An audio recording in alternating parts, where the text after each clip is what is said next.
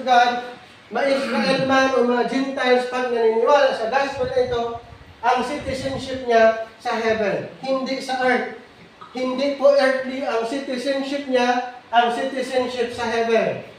Philippians chapter 3 verse 20. Citizenship. Ano ba ang citizenship ng mga believers ngayon?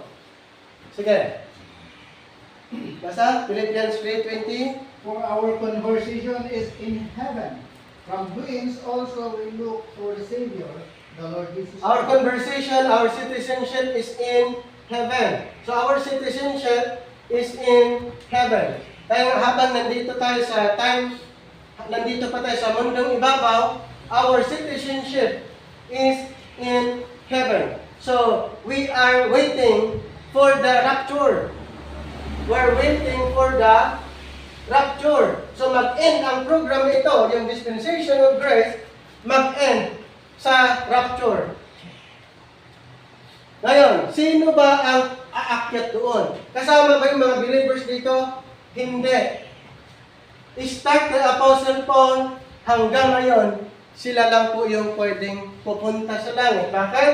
Dahil sa kanya inirebel yung programa, dito po mystery ang program, kaya Pablo inirebel, Apostle Paul, Apostle to the Gentiles, ipinapangaral niya ang kanyang tinanggap na mensahe, lahat ng maniniwala ay tatawagin katawan ni Kristo, at lahat ng katawan ni Kristo na naniniwala, pupunta sa langit. Kaya ang bilang na mayroon pong bilang ang pupunta dito sa langit. Kailangan makumpleto yung bilang at yun lang po ang pupunta sa langit. Ang Panginoon ang nakakaalam sa bilang. Basahin niyo sa wikang Tagalog sa Romans chapter 11, 25. Romans 11:25. Sige po. Mga kapatid, so ang hiwaga nais kong malaman ninyo upang hindi maging mataas ang palagay ninyo sa inyong sarili. Ang pagmamatigas ng Israel ay pansamantala. Kapag lamang iyon hanggang sa mabuo na ang takdang bilang. Mabuo ang taktang bilang ng lahat ng mga hintil. Lahat ng mga hintil na lalapit sa Diyos. lalapit sa Diyos. Dahil ang programang ito ay sa mga hintil ang pinaka-focus. Kung dati ang pinaka-focus Israel, dito po ang pinaka-focus ay mga hintil. Good news po. Dahil tayo mga hintil, tayo po ay part sa programang ito kung maniniwala sa Ebanghelyo. So kung mabuo ang bilang ng mga hintil, akyat na po. Okay? Aakyat na po kung mabuo ang bilang ng mga hintil na lumapit, naniniwala po sa ating Panginoon by His word, naniniwala sa Kanyang finished work. Ang lahat po yan pupunta sa langit. So, dapat bang ipapangaral ang gospel ito? Yes. At lahat ng naniniwala po sa gospel ito ay tinatakan. Pakibasa, Ephesians 1:13. Ephesians chapter 1, verse 13. In whom you also trusted after that you heard the word of truth, the gospel of your salvation. In whom also after that you believed, you were sealed with the Holy Spirit of promise. Okay, so mayroong seal. After you believe the gospel of salvation, you are sealed with the Holy Spirit of promise. Mayroon pong sinilyuhan po. Lahat ng mga believers sa panahon ngayon ay mayroon pong silyo. Mayroon pong tatak. Kaya pagdating ng rapture or caught up, lahat ng mayroong tatak, yun po yung pupunta sa langit. Okay? Lahat ng mayroong silyo, lahat ng mga naniniwala sa Ebanghelyo ito, sila po yung aakyat sa langit pagdating ng caught up. Okay? Ngayon, pakibasa ang 1 Thessalonians chapter 4, 13 hanggang 18. Para makita niyo yung description ng rapture or caught up. Sila ba ay dito lang sa lupa o sila ay aakyat? Okay. Basa, 1 Thessalonians 4, 13 to 18. But I would not have you to be ignorant, brethren, concerning them which are asleep, that we so not, even as others which have no hope. For if we believe that Jesus died and rose again, even so then also which sleep in Jesus will God bring him with him. For this we say unto you by the word of the Lord, that we which are alive and remain unto the coming of the Lord shall not prevent them which are asleep. For the Lord himself shall descend from heaven with a shout, with the voice of the archangel, and with the trump of God, and the dead in Christ shall rise first. Then we which are alive and remain shall be caught up together with them in the clouds, to meet the Lord in the air, and so shall we ever be with the Lord. Wherefore, comfort one another with these words. Ayan. So nakita niyo yung description, pagdating ng caught up, ang caught up po from Apostle Paul hanggang sa mga believers ngayon, caught up, akyat, mga believers akyat. Akyat na sa langit, yung mga grace believers. Yung kingdom believers, iba pong program nila. Mamaya, i-explain ko yan. Ang mga grace believers, mga naniniwala sa gospel of the grace of God, pupunta na po doon. Pagdating ng caught up or rapture, aakyat po yung mga believers, yung mga nanampalataya under this present program, under the But Now program. Ngayon, pag bumalik pag nangyari po ito, yung Israel na dating magkasama under the But Now at saka Gentiles, balik ang kanilang estado. Kung ano yung programa dito, babalik lang po. So lahat ng maiwan sa caught up ay maranasan nila yung continuation ng program ng Panginoon sa Israel. So balik ulit sa Israel ang program, then hiwalay ulit yung mga Gentiles na hindi nakasama, mga Gentiles na hindi naniniwala sa Ebanghelyo ito, pagdating ng rapture, maiwan sila. Ang mga Israel na hindi rin naniniwala sa Ebanghelyo dito, under grace, maiwan sila. Good news naman para sa kanila, ibabalik yung program nilang hindi patapos. Okay? Mayroon na lang 7 years na kulang sa Israel. Mayroon na lang 7 years according to the prophecy of Daniel. Sa Daniel, 70 weeks. Daniel, 70 weeks. Mayroon pong 7 years na naiwan para ang Panginoon ay maghahari sa bayang Israel. Pero, ang 7 years na ito ay mangyayari after the caught up. Dahil temporary na interrupt yung programa ng Israel dahil ang Panginoon nag-open ng panibagong programa sa pamamagitan ni Apostle Paul. Pero kung nakumpleto ang bilang ng mga Gentiles, caught up, punta na sila sa langit, then yung mga naiwan, maranasan nila yung 7 years Great Tribulation. 7 years Great Tribulation, ito po yung maranasan lahat. Unbelieving Israel o mga unbelieving Gentiles, maranasan po ito yung 7 years Great Tribulation at ito'y naka-record sa Book of Revelation. Ang Book of Revelation po, yun ang record, ito po yung 7 years na mangyayari dito po sa time na ito. Bakit 7 years? Saan galing? Ang 7 years ay galing po ito sa Daniel 70 weeks prophecy, Daniel chapter 9. Mayroon pong may propesya si Daniel na 490 years ang Panginoon maghahari sa bayang Israel. Pero pinatay ang Panginoon for 83 years. Ilan ang kulang? 7 years. Kaya pag nakumpleto ang 7 years, ang Panginoon babalik, second coming, buo na yung 490. Kasi yung 7 years, mag-operate ito after the rapture. So sa ngayon, ang 7 years ay hindi pa. Bakit? Dahil sa programang ito. Dahil sa programang ito, ito po'y nag-stop. Temporary. Okay? So, kaninong time? Anong time na ito? Ano ang na-describe na time? Anong na-describe na pangyayari? Matindi po. Ang description nasa yung the whole book of Revelation, dito po na-describe. Itong 7 years. At ito yung time ng Antikristo din. Pwersahan na magkaroon ng mark. Okay? Mayroong mark of the beast. 666. Mararanasan sa time na ito At ang good news naman sa mga Israel, ang salvation babalik sa kanila. Kasi ang kaligtasan ngayon nasa atin. Ayon sa Acts 28:28. Pakibasa? Acts 28:28.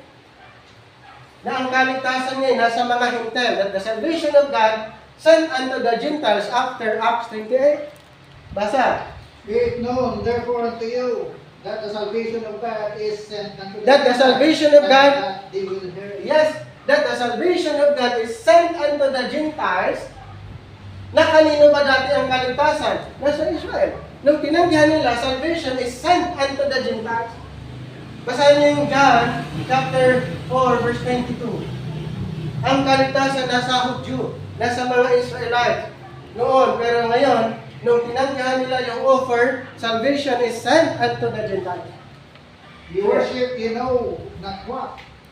We know what we worship, for salvation is For salvation is of the Jews. Nasa kanila dati, tinanggihan. Ngayon po, sa time ngayon, salvation is sent unto the Gentiles, that they will hear it.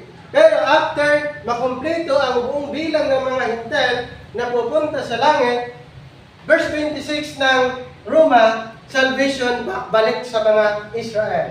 Romans chapter 11:26. Romans 11:26. Sige. Ang salvation sa kanila na, sa Israel ulit.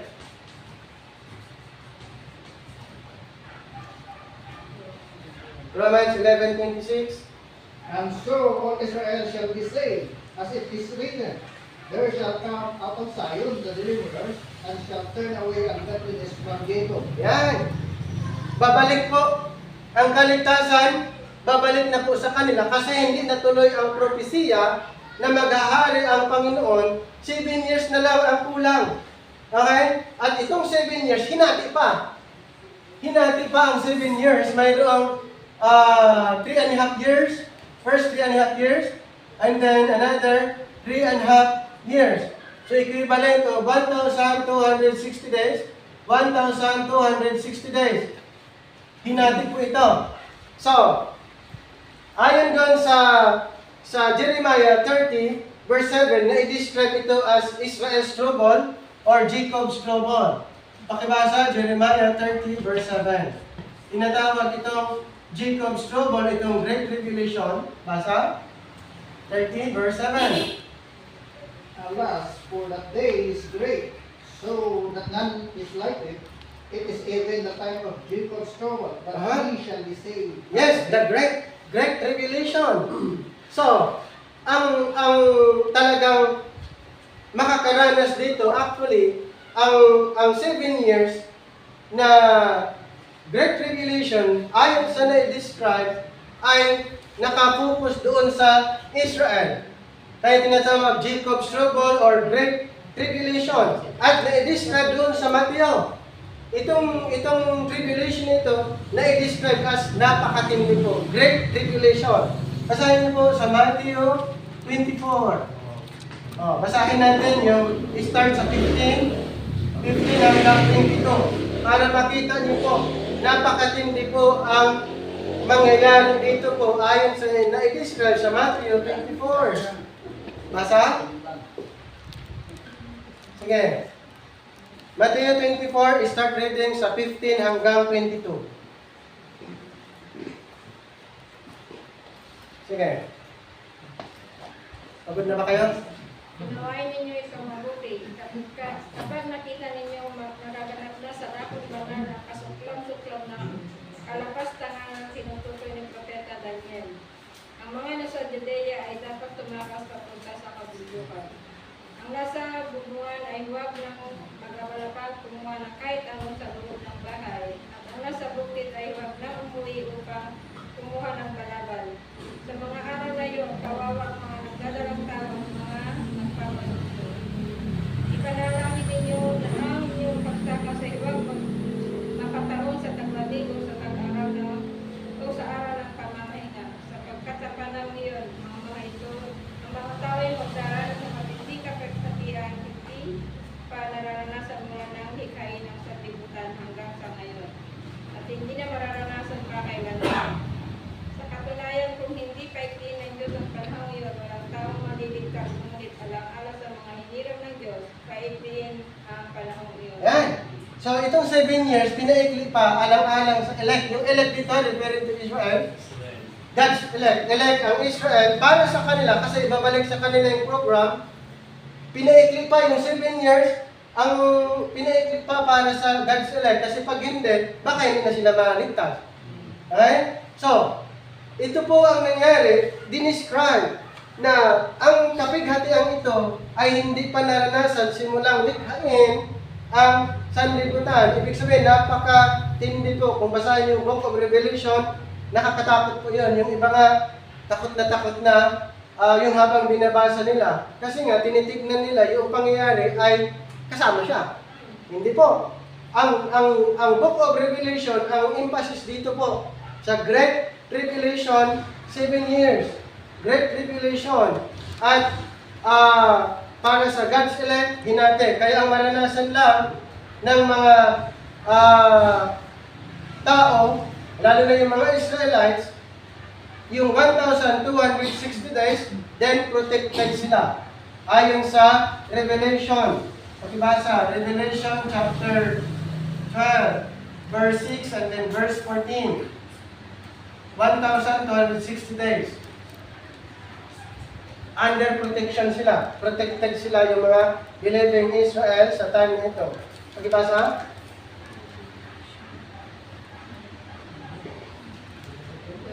Sige, Revelation 12, 6 and then 14. Ang babae naman ay tumakas papunta sa ilan, sa isang lugar na inihanda ng Diyos para sa kanya upang maalagaan siya roon sa loob ng 1,260 araw. Ayan, 1,260 days. Pagkaraan ito 14 lang, diretso sa 14. sa langit. Sa 14, diretso. 14. 14. Ngunit ang babae ay binigyan ng mga pakpak ng malaking agila upang makalipad papunta sa ilan. Doon siya itatago sa loob ng 3 years. taon Ayan. upang maligtas sa pananalakay ng ahas. Alright, so yung woman na sinasabi is referring to Israel. Ganun po ang nangyayari. Sa time na ito, protektahan ang mga believing Israel doon sa Antikristo. Dahil sa time na ito, pwersahin na tatakan sila ng mark na ito, patunay na sila ay nakay-Antikristo na. Pakibasa po, ano ba ang magiging benefits ng mga may tatak sa time na ito? Basahin. Revelation 13, 17 hanggang 18. Ano ba yung benefits pag may marka ang isang tao sa time na At ito? walang maaari magtinda o bumili malibang sila itatak ng pangalan ng halimaw o ng bilang na katumbas niyaon. Kailangan dito ang karunungan. Maaring malaman ng sino mang matalino ang kahulugan ng bilang ng halimaw sapagkat ito'y bilang ng isang tao. Ang bilang ay 666. Alright, 666. Itong 666 po, ang ibig sabihin nito, Antichrist. Antichrist. Kasi sa time na ito, in-introduce niya ang sarili niya as Christ, as substitute doon kay Kristo sa time na ito. Ang dami pong malinlang. Kasi yung ginawa niya, siya ay klinin niya na siya yung substitute. Substitution of the Son of God. So, klinin niya sa kanyang sarili, in-introduce niya na siya yung God. Basahin. 2 Thessalonians 2:4. 2 Thessalonians chapter 2, verse 4. Para makapag-deceive siya, nag-assume siya na siya yung God. Pakibasa. 2 Thessalonians 2:4. Who opposeth and exalteth himself above all that is called God, for that is worshipped, so that he as God sitteth in the temple of God. Klinin niya sa sarili niya na siya yung God. Nag-assume na siya yung God. So yun po dito, sa time na ito, in-introduce niya ang kanyang sarili na God. Sa Revelation 13, ay pinagalaw niya yung mga rebulto para sambahin, para sambahin ng mga tao, at kung ayaw sumamba, papatayin sa time na ito. Okay? So siya yung nagiging substitute. Sinabi niya sa kanyang sarili, siya yung substitute as God sa time na ito. So, kung i-compute natin ang number na ito, ulitin ko po, ang number na ito, pag ma-compute, ay siya ito, siya Antichrist. Pag mayroong tatak ang mga tao sa time na ito, ibig sabihin, siya ay kay Antikristo na. So the word substitute, ito po ay, since na ito ay time ng Roma, babalik yung, kumbaga yung Roman Empire, yung dialect na ginagamit is the Latin. So babalik doon at magiging powerful, at sa time na ito, ayon sa Latin, ang word na substitution ay vicarious. Ito po yung Latin na vicarious. So ito po may mga, sa Latin kasi may mga katumbas yung ibang alim na. Vicar. Ito 5, 100, tapos 1 and then 5. U is V at U is parehas, 5. And then Phili, ang the word Son of God substitution, ibig sabihin vicarious, Son of God, Phili D. Ang word na Son is Phili, God is D. So ito yung mga katumbas para lalabas itong number na ito. So 1, tapos L50, 1, D 500, and then 1. Kung itotal natin ito, so ito mayroong 100 and then mayroong 10, 112, 112. Dito naman mayroong 500, mayroong 50, and then 4, 55, 4. I-plus mo yan, 112, labas ay 666. Yun po yung Antichrist. Kasi, sabi niya, siya yung substitute. Okay, siya yung substitute of the Son of God. Once na maitatak ang 666 doon sa mga tagasunod, ang benefits doon, makapagbili sila, pwede makapagbenta, pwede makakain. Paano yung walang tatak? Ayon din sa Revelation 13:17, pupugutan sila, beheaded.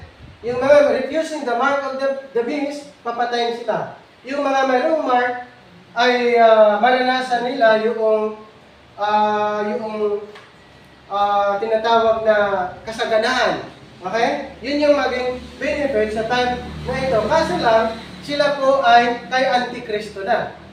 Okay? Hindi na sila maligtas pa dahil mayroon na silang tatak patunay na kay Antikristo. So dito po sa period na ito, 7 years, matagal na po yung 7 years.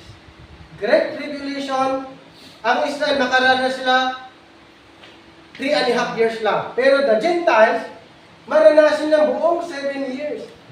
Great Tribulation, kasi ang agreement ng Panginoon sa Daniel's prophecy, ang agreement ay sa Israel lang ginawa yung agreement ng Antikristo. Sa Israel lang ginawa. So ang Gentiles, maranasan ang buong 7 years. Kaya anong sabi sa Matthew 24:13, kung sino mag-survive sa time na ito, siyang maliligtas. Who shall endure it to the end, Shall be saved. shall be saved. Yan pong context na yan ay Great Tribulation context. Basahin niyo ang Matthew 24:13 hanggang 14. 13 to 14. Sige. Basta. Matthew 24:13 hanggang 14. Who shall endure it to the end, endure to the great tribulation will be saved. Sige, basa. But he that shall endure unto the end, the same shall be saved. Oh, tapos, anong ipapangaral? 14. And this gospel of the kingdom Kingdom. shall be preached in all the world for a witness unto all nations. So, And then- babalik po ang gospel dyan sa time na ito, kingdom. So, ang gospel ito, kingdom, Israel. Sa time na ito, grace gospel. Dito naman, balik ulit. Kasi ang program bumalik, so ang gospel, balik ulit. Kingdom gospel. So during sa time na ito, mayroon pang pangangaral. During the 7 years Great Revelation, mayroon pang pangangaral.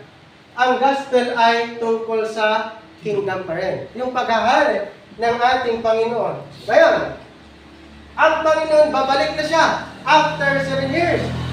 So, ibig sabihin, kompleto na yung sinabi ni Propeta Daniel na 490 years, kaya after Great Revelation, babalik siya for the second time. Ito po yung second coming. May irong iba nag-antay ng second coming, huwag nyo nang kontrahin. Second coming, babalik siya for the second time. Dahil nung pumunta siya first time, tinanggihan.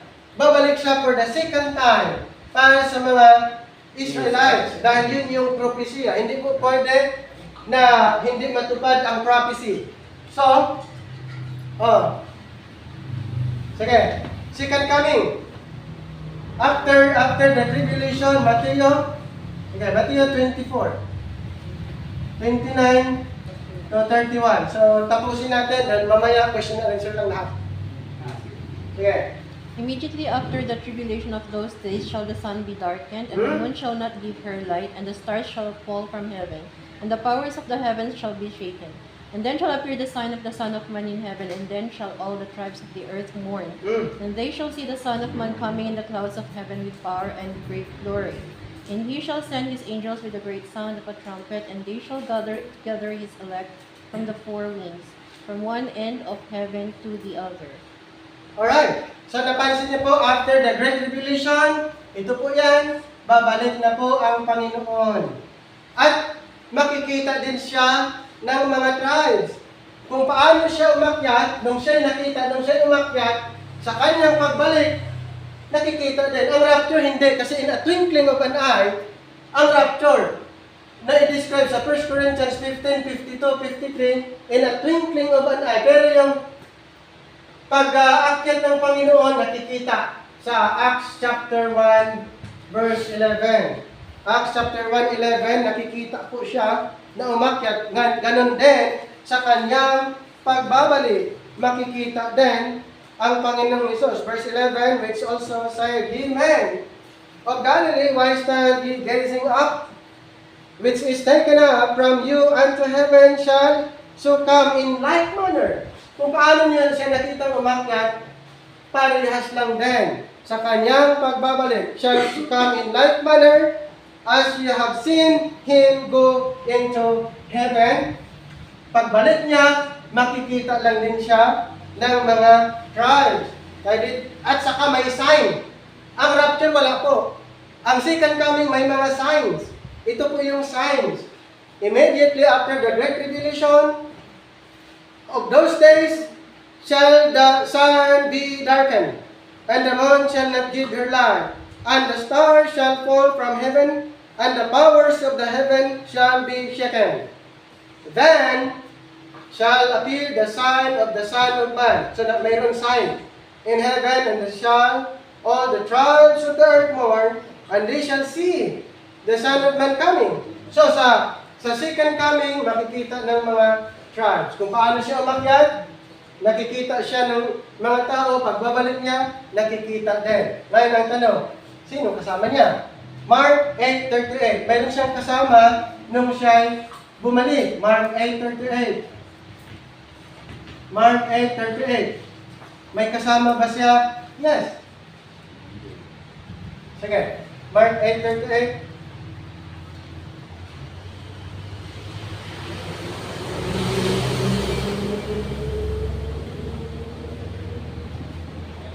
Whosoever therefore shall be ashamed of me and of my words in this adulterous and sinful generation, of him also shall the Son of Man be ashamed when he cometh in the glory of his Father with the Holy Angels. So pagbabalik niya with Holy Angels. So ang kasama niya pagbalik sa time nito, the Holy Angels. Dagdag niya pa yung Mateo 25:31. Sino ba talaga? 25:31.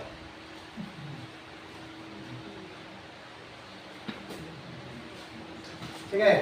The Son of Man shall come in his glory, and all the holy angels And all the holy angels with him. Him. So, second coming. At na-describe din yan sa Revelation 19. Revelation 19 ay second coming po yung ang description sa kanyang pagbaba po with the holy angels nung sa kanyang second coming. Ang tanong, ang second coming ba mismong paa ng Panginoon aapak sa lupa? Yes! Basahin! Zechariah chapter 14, verse 4. Ang rapture po, believers aakyat. Ang second coming, si Kristo galing sa langit, bababa. Ang rapture po, mga believers na yun, aakyat. Hindi po parehas ang rapture, second coming. Paano nagiging parehas na ang believers aakyat? Po, sasalubong doon sa alapaa. Tapos sa second coming, si Kristo bababa mismo sa lupa. Aapak siya sa lupa. Hindi po parehas kasi ito po ay pinagsama. Hindi po. Ibang programa po ang rapture, sa ibang programa ang rapture, at sa ibang programa ang second coming. Bakit may second coming? Dahil hindi po siya tinanggap ng first coming. Sino nag-antay ng second? Israel. Sa second coming, sila po ay si Jesus ay i-recognize dahil siya ay ipinapangaral na sa buong mundo pa ang ginamit sa Matthew 14 na ipinangaral. Kaya pagbaba ng Panginoon, may hindi nakarecognize, may iba naman nakaka-recognize. Yung hindi nakarecognize, nag-mourn. Okay. Pagbaba ng Panginoon, meron pong Battle of Armageddon. Basahin muna natin yung Zechariah. Basa 14:4.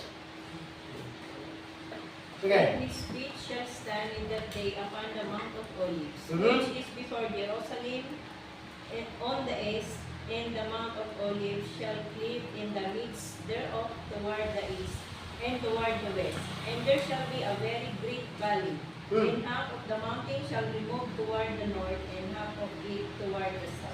So, bababa talaga, aapak mismo yung paa niya. Kaya second coming. Yung first coming ba, umapak yung paa niya? Yes. Yung pinanganak siya. Tapos, umakyat. Nakita siya ng mga tao, umakyat. Pero pinagsabihan, ganun din sa kanyang pagbabalik, makikita din. At umapak din siya dito sa lupa. And then, mayroon pong labanan na nangyayari between Antichrist and Christ. Pero ang nangyari po, tinalo ang Antikristo at itinapon sila sa lake of fire. Pakibasa, Revelation 19 to 21. Sila po ay itinapon dito buhay. Okay?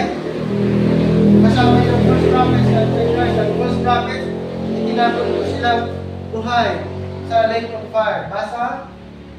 And I saw the beast and the kings of the earth, and their armies gathered together to make war against him that sat on the horse, and against his army. And the beast was taken, and with him the false prophet, that wrought miracles before him, with which he deceived them that had received the mark of the beast, and then that worshipped his image. These both were cast alive into a lake of fire burning with brimstone.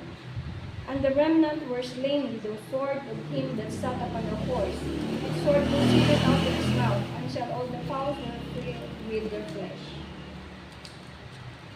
So, ano pong nangyari sa mga remnant? Pinatay lang din. Okay, sa verse 21. So, pag baba ng Panginoon, mayroong battle of Armageddon, at itinapon silang buhay, the false prophets and Antichrist, dito po sa lake of fire. Ngayon, si Satanas ay hindi pa muna dito itiniritsong itinapon habang ang Panginoon maghahari 1,000 years. Ito po yung establishment of the kingdom. Kasi yun yung purpose na bumalik ang Panginoon para establish yung kingdom at maghahari siya 1,000 years sa Israel. So habang naghahari ang Panginoon, si Satanas ay nandito rin 1,000 years. Si Satan 1,000 years sa bottomless pit. Dito din siya. Habang ang Panginoon naghahari dito, Pakibasa po, Revelation 21 and 2. Revelation 21 and 2. So habang naghari, si Satanas, nandito rin siya sa bottomless pit. Basa? And I saw an angel come down from heaven, having the key of the bottomless pit and a great chain in his hand. And he laid hold on the dragon, the old serpent, which is the devil and Satan, and bound him 1,000 years. So bound him 1,000 years. So si Satanas ay ikinulong 1,000 years. Kaya dito po, mag-operate ang God's righteousness at saka peace. Kaya nga dito ma-confess yung si Christ ay Prince of Peace. At matutupad dito yung sinabi ni Daniel 9, yung everlasting righteousness. So dito po, pag naghahari ang Panginoon, magkakaroon ng peace and then righteousness. Sa time na ito, maghahari siya in fulfillment sa Davidic Covenant. Ang Davidic Covenant, ma-fulfill dito na. Ang Davidic Covenant, pag naghahari ang Panginoon, ang Davidic Covenant, fulfill. Pag naghahari siya. Noon, hindi siya naghahari. Ibig sabihin, ang Davidic Covenant hindi pa na-fulfill. At ganun din, ang Abrahamic Covenant hindi rin na-fulfill. Ma-fulfill na mga Abrahamic Covenant dito po. Kaya mayroong 3 covenant ang ma-fulfill pag naghahari ang Panginoon. Davidic Covenant, ibig sabihin siya ay King of Israel. Then, Abrahamic Covenant, ibig sabihin ang Israel maging channel of blessing sa mga Gentiles. Kasi may mga Gentiles din na papasok dyan yung mga proselytes, Gentiles. So, ang Israel magiging channel of blessing sila, fulfill ang Abrahamic Covenant. Next, the Mosaic Covenant, dito rin. Ang Mosaic Covenant, ma-fulfill. Yung Israel ay tinatawag na Kingdom of Priests. Kingdom of Priests, hindi pa nangyayari dito po, hindi sila naging Kingdom of Priests, hindi sila naging blessing sa mga Gentiles. Dito na po, pag ang Panginoon naghahari, fulfilled ang Davidic Covenant. Fulfilled ang Abrahamic Covenant. Fulfilled ang Mosaic Covenant. Then after 1,000 years, si Satanas pakawalan. Saglit. At magdidisip pa siya dito sa 1,000 years. After 1,000 years, pinaligiran niya yung camp ng mga kingdom believers at marami siyang madisip. Pakibasa. Revelation 20, 7 hanggang 10. Pakawalan din si Satanas pero saglit lang. Tapos ng 1,000 taon ay palalayain si Satanas mula sa kanyang pagkabilanggo. Lalabas siya at dadayain ang mga bansa sa buong mundo at ang Gog at Magog. Titipunin niya ang mga ito at isasama sa pakikipagligma. Ang Gogong ito ay nagiging sidlamin ng buhangin sa dagat. Kumalat sila sa buong mundo at pinagdikiran ang kampo ng mga hinirang ng Diyos at ang pinakamamahal na lungsod. Ngunit umulan ang apoy mula sa langit at tinumpok ang mga kampo ng Satanas. At ang jadlong ng daya ay kanila ay tinapon sa dagat. Itinapon sa dagat na apoy at asopre na pinagtapunan din sa limaw at sa huwad na propeta. Ayan. Kasama silang magpahihirapan araw at gabi magpakailanman. So, nandito yung, nauna kasi dito yung si Antichrist, the false prophets. Nauna. Sumunod ito si Satanas. So, after ng gulo,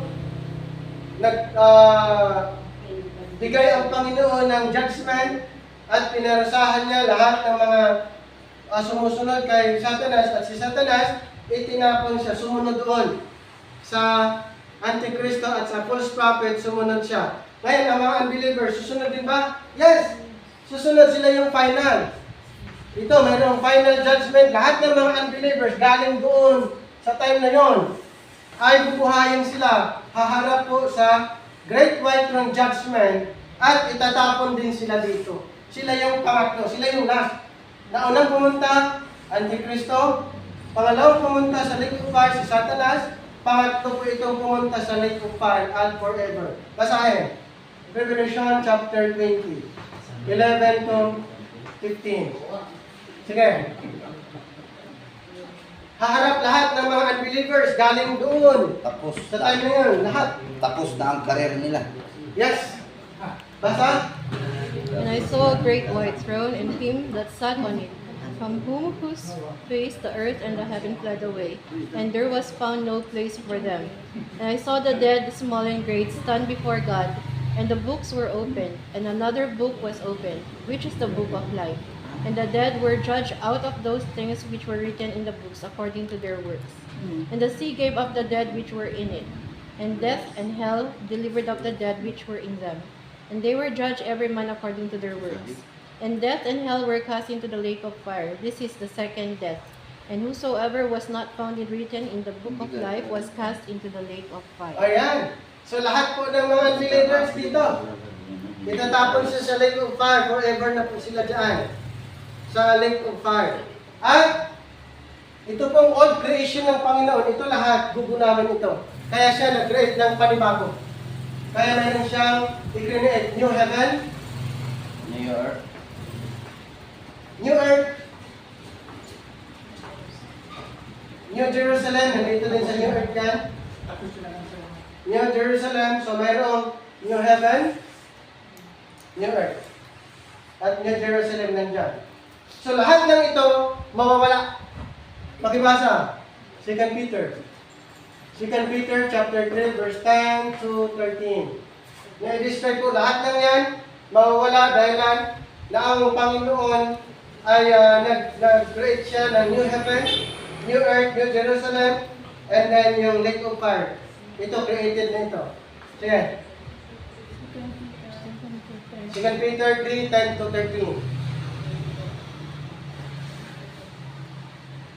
Tapos darating ang araw ng Panginoon na gaya ng magnanakaw, na ang sangkalangitan sa araw na iyan ay mapaparang nakasabay ng malaking ubong at ang mga bagay sa langit ay mapupugnaw sa matinding init at ang lupa at ang mga gawang nasa lupa ay pawang masusunog. Yamang ang lahat ng mga bagay na ito ay mapupugnaw ng ganito. Ano nga anyo ng mga pagkatao ang nararapat na sa inyo sa banal na pamumuhay at pagkamaawain na ating hinihintay at pinapananasa ang pagdating ng kaarawan ng Diyos, na dahil dito'y ang sangkalangitan na nagbiningas ay mapupugnaw at ang mga bagay sa langit ay matutunaw sa matinding init. Ngunit ayon sa kanyang pangako ay naghihintay tayo ng bagong langit at ng bagong lupa na tinatahanan ng katwiran. Alright. So, ayan po, mayroong New Heaven, New Earth, New Jerusalem. So, ito, mawawala na ito lahat. Ang Panginoon, may linana siya. Bakit nag-create siya ng New Heaven? Intended for this group of believers. Sa New Heaven po sila forever. Bakit may New Earth, New Jerusalem? Sa mga Israelites na pinangakuhan sila, start pa lang dito, yun na yung pangako nila po. Dito sa earth. Forever. Kaya ang Panginoon ay nangako. Kaya pag natupad ang programang ito, ang Panginoon nag-create siya ng New Earth, New Jerusalem, New Heaven for the people, for the body of Christ. Kasi ang citizenship ng body of Christ dito sa langit. So nag-create siya ng New Heaven. Yung Panginoon na nangako dito sa lupa ng Israel ang maninirahan, dahil na siya nag-create ng New Earth, New Jerusalem sa kanila. Kaya sa New Earth, New Jerusalem, ang nandun po mga 12 tribes, and then yung mga apostles, and then yung mga proselytes. Pakibasa, Revelation 21. I-start yung basahin sa 12 hanggang 14. Makikita niyo po doon na ang concern lang ng Panginoon sa New Jerusalem, the 12 tribes, then the 12 apostles. Hindi po kasama ang body of Christ sa New Jerusalem, ha? Ang iba in-interpret na gano'n. Anong purpose kung idadalhin mo doon? Nag-create siya ng New Heaven. Bakante yung heaven. Okay, mayroon pong ganong teaching, pero anyway, additional learning Pakibasa. Revelation 21:12 to 14. Kasama ba yung body of Christ or Israel? 21, start reading sa 12 hanggang 14. And had a wall great and high, and had 12 gates, and at the gates 12 angels, and names written thereon, which are the names of the 12 tribes of the children Okay, of ulitin Israel. ko. Stop po na. Kaninong pangalan yung nandun sa mga gates ng New Jerusalem? Di ba may ano yan, 4? Kaninong pangalan nandun? Kaninong tribes? May Gentiles ba? Tribes of? 12 tribes of? Israel. Sige, tuloy. On the east 3 gates, on the north 3 gates, on the south 3 gates, and on the west 3 gates. And the wall of the city had 12 foundations, Okay? and in them the name of the 12 apostles Yes, of the Lamb. nandun yung 12 apostles. Kasama ba si Apostle Paul? Hindi. Iba siyang programa, pang sa heavenly siya. Hindi siya kasama doon. Kaya pagdating sa New Jerusalem, New Earth, sila lang po. Kasi ang Jerusalem, sa Israel. Okay? Sa Earth, ganun lang din. Yun yung pangako ng Panginoon. Kaya pagdating dito sa New Creation, sila lang po ang pangalan ng 12 tribes, 12 apostles, kasi pangako ng Panginoon, noon pa man, na ang mga apostles magiging judges sila, judging the 12 tribes of Israel. Mateo, pakibasa, 19:28. Mateo 19:28.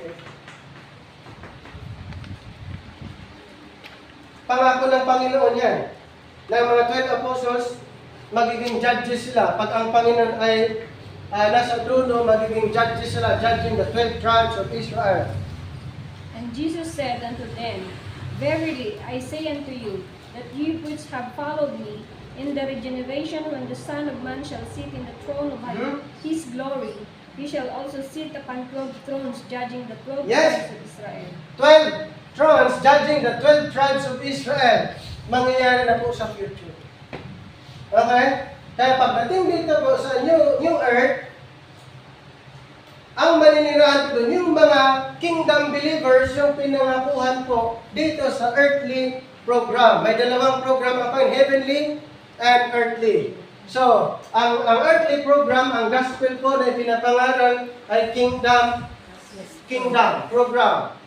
Ang heavenly program naman, ang ipinangaral na gospel para ang tao pupunta dito ay maniniwala sa gospel of the grace of God. Gospel of grace, iba po ang kingdom gospel. Iba ang laman ng kingdom gospel, ang nandyan po. Healings, wonders, miracles, raising the dead, cast out devils, gospel of Jesus' name, nandun po halos lahat. At ang concern ay dito po. Kaya pagdating sa New Jerusalem, ito pa, diniscard ng iba, ang New Earth, Heaven. Ang labo naman. Ang New Heaven, mag-iba sa New Earth. Amen. Kaya nga New Earth, New Heaven, pagsamahin, hindi po. May distinction, ito po intended for the believers today, the body of Christ. Ito po, eternity in heaven, eternity in earth, eternity din ito. Hindi po ito isang lugar. Pero ang programa ng Panginoon, yung mga yan ay pinagsama lang niya kasi siya yung nag-govern. Ephesians 1:10. Isang government lang, isang pamumuno. Sa dalawang lugar, isa ang pamamahala. Ephesians 1:10. Basa. That in the dispensation of the fullness of times, he might gather together in one all things in Christ, both which are in heaven and which are on earth, even in him. One, isang pamamahala lang. Heaven and earth. Pero ang heaven at earth, hindi isa. Okay? Ibang lugar, pero isang pamamahala. Ayon sa Ephesians 1:10. Kailangan bang aralin ang Bible, rightly divided? Yes! Mayroong programa under the ages to come, program under the but now program under the time past. Hindi po yung paghahaluin. Hindi, wag yung paghahaluin. Kung ano yung context dito, wag nang dadalhin doon. Bakit pa yung John, Matthew, Mark nang dadalhin doon? Out of the context. Dito po, from Genesis from Genesis to the book of John. Genesis to the book of John under the time pass. Romans to Philemon, since Apostle Paul, Apostle for this present time, Romans to Philemon, yun po yung instruction para sa time ngayon na hindi pwedeng haluan. Hebrews to Revelation ay patungkol sa ages to come. Ngayon, pwede bang ang ages to come gawin mong present? Hindi. Pwede mo bang gawin present ang past? Hindi rin. Study the Bible, rightly divided. Mayroon ng divine method, mayroon ng blueprint, ang kulang na lang tayo. Aralin natin ang Bible. Huwag tayong mag-stop na mag-aral. Kung may alam tayo, sige lang. Huwag nating i-attack yung iba, mali yan. Huwag mong sabihin na mali. Kasi, paano kung yung inaral mo ay yun yung mali? Kailangan po natin open mind.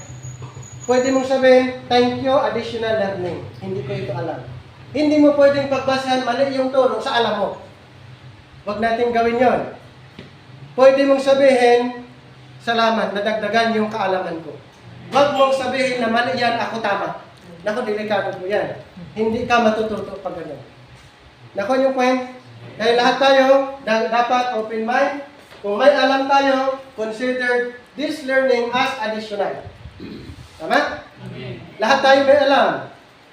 Pero pwedeng hindi nyo ito alam, akong nakakaalam, pwedeng idagdag doon sa alam nyo, pero hindi ibig sabihin, ito na yung tama, ito yung ituturo ko. Huwag mo nang gano'n kasi mahihirapan ka doon. Pero kung sa palagay mo na kaya mo ituro, malaya ka. Pero, ang wag mo lang gawin, wag mong sabihin, akong tama, sila mali. Nako nyo? Wag niyong gawin. Paano tayo magkaroon ng open na pag-aaral, open for learning, kung sasabihin natin, siya mali, ako tama. Yun yung hindi natin pwedeng gawin. Kaya sa atin, we're introducing ito po as presentation na pwedeng maidagdag sa dati nyo alam, at least inaral nyo, at kung mayroong magtatanong ano ba yung rightly dividing the word of truth, pwede nyo introduce, mayroon tayong klase every 4th Saturday dito sa Aringay for additional learning. Nakuha nyo yung point doon. Para kung maaari, lahat ng mga open-minded ay magkaroon ng additional learning. Kaysa mag-stay doon sa dating alam. Yun yung hindi natin pwedeng, wag nating limitahan yung learning. Okay? Ang pag-aaral po ay walang katapusan. Kung itinuturo natin eternity, ano po ang katumbas na pag-aaral? Eternity. Kung eternity ang pinag-uusapan natin, yung pag-aaral natin, tuloy-tuloy. Huwag nating limitahan ng 4 years, huwag nating limitahan ng 5 years, or 10 years, basta huwag niyong limitahan, tuloy-tuloy ang ating pag-aaral, mas ma-enjoy natin, at hindi po natin sabihin na tama na yung alam ko, dapat laging may space sa utak natin, yung space na yun, space for learning. Okay? Huwag nating tulukan, tama na ito. Naku yung point? So, yan po ang ating presentation mamaya. Pwede kayong magtanong after lunch kasi yung ano natin is 12:13 na enjoy natin. So, mamaya, itutuloy natin. Question and answer lang. Lahat ng gusto niyong itanong regarding sa ating presentation, itanong niyo. Okay? Pero hindi kayo makapag-isip ng tamang tanong kung gutom ka.